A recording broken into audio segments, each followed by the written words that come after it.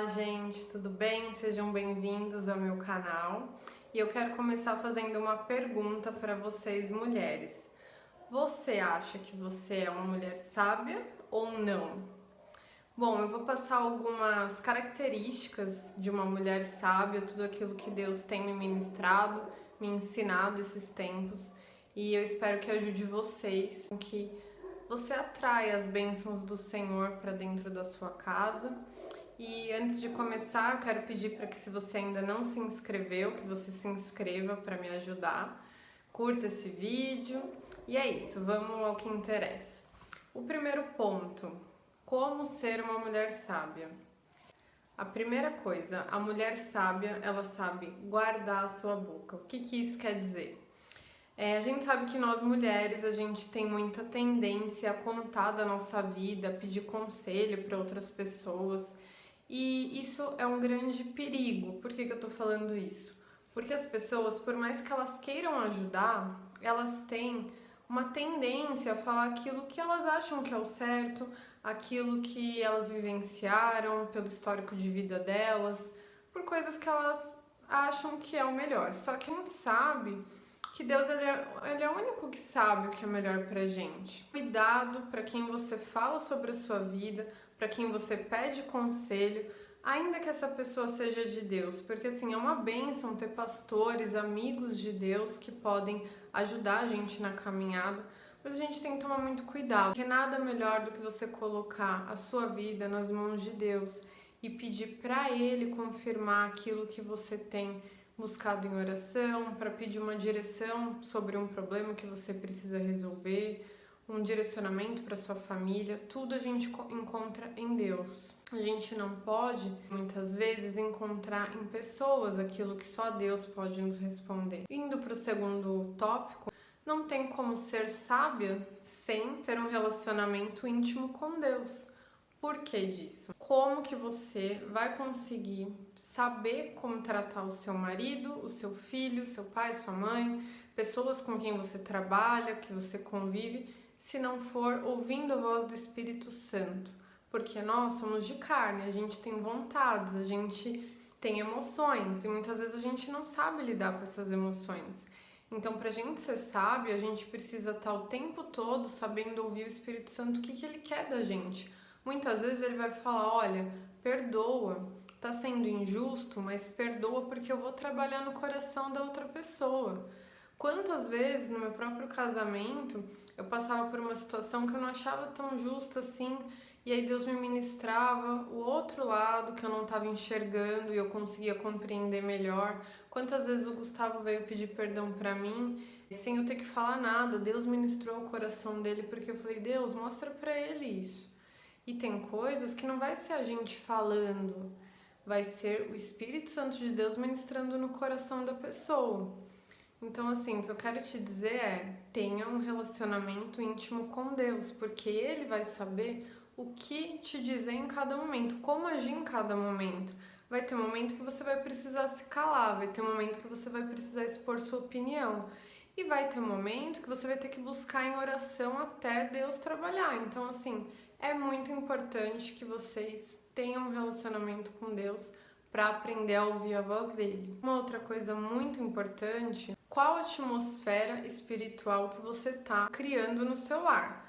Do que você tem se alimentado, por exemplo? Quais são os programas de televisão que você tem assistido? Quais são as músicas que você tem ouvido?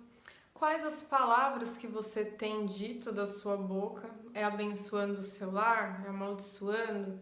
Ainda que você não veja coisas boas, mas profetize, a sua boca ela tem o poder de profetizar ou de amaldiçoar. Então, assim, gente, é muito importante que vocês vigiem nesse aspecto. Eu já vi pessoas que tiveram ataques espirituais por assistirem programas de TV que não eram de Deus e que ali parecia ser até uma coisa cristã, mas não era. A gente não sabe o que tem por trás de um programa de TV, de uma novela, o que foi consagrado para aquilo ali dar certo. Então, assim, a gente tem que tomar muito cuidado. Não tem como no mundo espiritual algo ser neutro. Ou você está escutando uma música que glorifica a Deus, ou você está escutando uma música que glorifica o diabo. Você tem escutado músicas que falam sobre sensualidade, traição, que falam sobre pornografia, que falam palavras de baixo calão, enfim. O que você tem ouvido? Porque tudo isso que você traz para dentro da sua casa, do seu coração, tem um alto poder de influência na sua família. Contando uma experiência para vocês que aconteceu dentro da minha casa. Quando eu era solteira, eu morava ainda com a minha mãe.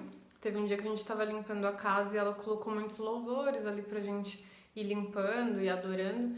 E uma vizinha nossa, que era de uma igreja pentecostal, que tinha uma visão assim espiritual mais aberta, ela viu a minha mãe depois de um tempo ali e falou: Edna, você estava escutando louvor na sua casa? Ela falou: tava sim. E ela falou: porque eu vi anjos de Deus subindo e descendo da sua casa.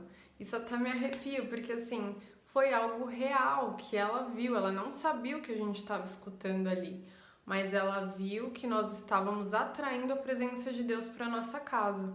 Então, a gente sabe que se existe algo que atrai a presença de Deus, também tem o que atrai o inimigo, os demônios. Não tô dizendo isso para botar medo em vocês, eu só quero que vocês entendam que a gente pode atrair tanto bênçãos quanto maldições. A gente pode agradar a Deus ou agradar o diabo. E eu vou ler um versículo que diz exatamente sobre isso. Em Mateus 6:24 diz: ninguém pode servir a dois senhores, porque ou há de odiar um e amar o outro, ou se dedicará a um e desprezará o outro. Não podeis servir a Deus e a Mamon. O que isso quer dizer? Que não tem um ambiente neutro. Ou você está glorificando a Deus ou você está glorificando o diabo. Então, vigiem aquilo que você está trazendo para dentro da sua casa, seja pela TV, pelo celular, pelos pensamentos, pelas palavras. Vigiem, porque tudo tem o poder de influenciar. E eu não sei se vocês já ouviram, mas a mulher, ela tem um grande poder de influência sobre a sua casa. Eu não sei vocês, mas quantas vezes eu já percebi que o ambiente da casa estava meio desanimado, meu marido ali um pouco desanimado, e eu coloquei louvores ali para adorar a Deus e o ambiente da casa já mudou. Por quê? Porque a mulher sábia edifica a sua casa, então você tem que ter essas ferramentas para saber como fazer o seu lar adorar a Deus, como atrair as bênçãos de Deus, os anjos, as coisas celestiais e não as coisas terrenas, as coisas do mundo do maligno. Então, gente, é muito importante que a gente se conecte com Deus. Saber esperar é um outro ponto muito difícil para nós mulheres. Nós temos que aprender a esperar. Por quê? A mulher, ela é muito afoita, ela quer fazer tudo ao mesmo tempo.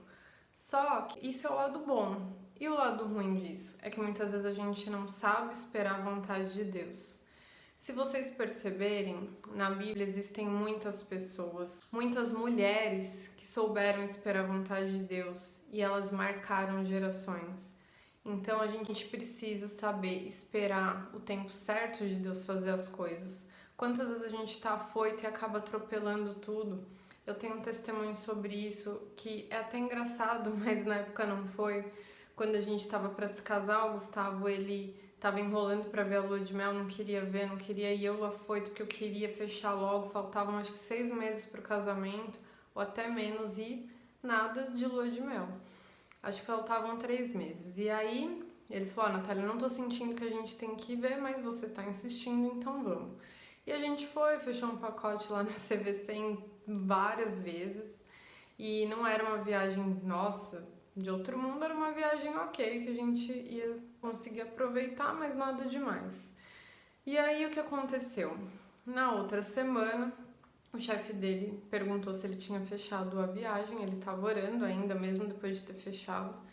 E o Gustavo falou assim: a gente já fechou. Ele falou: então deixa para conta da empresa que a gente vai pagar tudo. E o que isso quer dizer? Que se eu tivesse esperado mais um pouquinho, eu poderia fechar a viagem que eu quisesse, que a empresa dele ia pagar tudo, porque era uma empresa que tinha muito dinheiro, então para eles não era problema se fosse na Praia Grande ou na França, tanto faz. Só um exemplo assim para vocês entenderem. Então, quando o Gustavo me contou, eu não sabia se eu chorava de alegria ou de tristeza, porque assim, tava tudo pago, só que eu poderia ter escolhido uma viagem bem melhor. Só que a minha ansiedade fez eu não viver os planos que Deus tinha, que eram os melhores. A gente pode estar vendo coisas boas, mas a gente poderia viver coisas excelentes em Deus, se a gente soubesse esperar. Então, assim, o meu recado é que vocês aquietem o coração, saibam esperar a vontade de Deus, porque ela sempre é a melhor. A vontade de Deus e a espera, ela é protetiva.